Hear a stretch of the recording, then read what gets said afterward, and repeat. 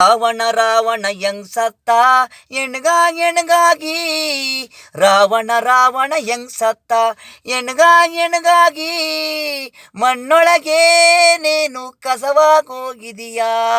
ಹಣೆ ಬರ ಎಲ್ಲರಿಗಿರಲ್ಲ ಹತ್ತು ತಾಲೆ ರಾವಣ. ರಾಮಾಯಣದಲ್ಲಿ ಸೀತೆ ಎತ್ತೈಕೊಂಡು ಹೋದ ರಾವಣ.